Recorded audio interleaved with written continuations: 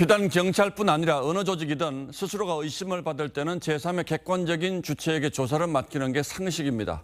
이번 경우 경찰이 스스로의 잘못을 한 점 의혹 없이 밝혀낼 수 있을지 국민들이 못 믿어하는 것도 당연한 일입니다. 검수완박 때문이라는 주장도 있습니다만 꼭 그게 아니더라도 상식이 그렇다는 얘기죠. 그럼 누구에게 수사를 맡길 수 있는지 따져보겠습니다. 자, 홍영 기자, 공수처도 수사를 한다는데 이건 경찰 수사와는 별개의 겁니까? 네, 시민단체 고발로 공수처가 이상민 행안부 장관과 윤희근 경찰청장, 오세훈 시장, 그리고 박희영 용산구청장 수사에 착수했습니다. 하지만 이 공수처법에 따라서 직무유기 혐의만 수사할 수 있고 업무상 과실치사 혐의 등은 수사할 수 없습니다. 예. 또 장관이나 지자체장에 대해서는 수사권만 있고 기소권은 없습니다. 자, 할 수는 있지만 대상이 제한적이고 수사 범위에도 한계가 있다는 뜻이군요. 그럼 검찰은 왜 못합니까?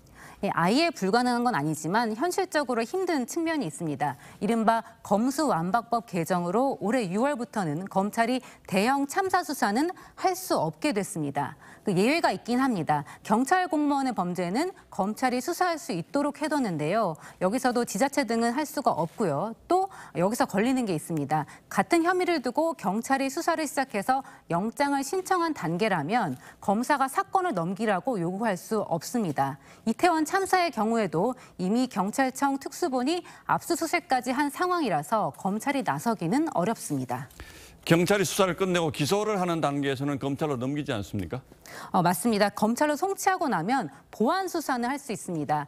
경찰이 수사를 끝내고 검찰에 넘기면 그제서야 가능하다는 뜻입니다. 예. 하지만 이 모든 수사는 초기 수사가 중요하고 또 이 경찰이 이미 모든 증거를 다 가져간 상태에서 검찰이 추가로 할 수 있는 게 많지 않다는 게 문제입니다.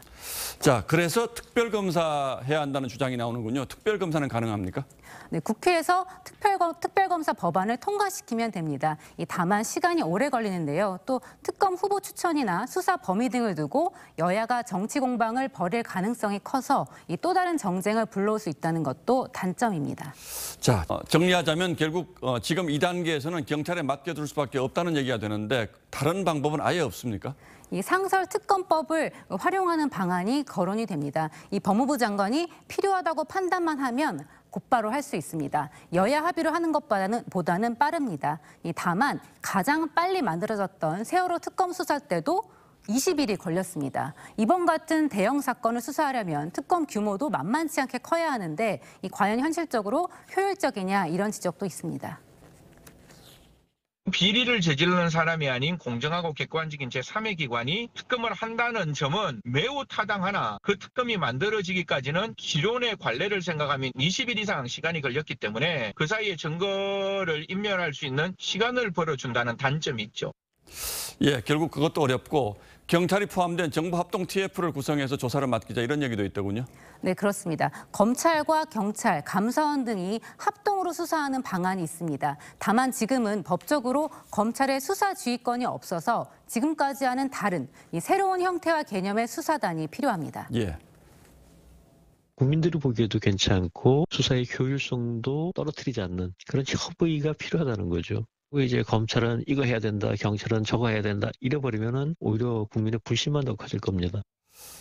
예, 결국 다시 한번 말씀드리지만 경찰에 맡길 수밖에 없는 것 같은데 그 결과를 국민들이 믿을까요? 경찰청장까지 수사를 받아야 하는 상황이기 때문에 경찰도 부담스럽긴 마찬가지일 거고요. 자, 홍영 기자 잘 들었습니다.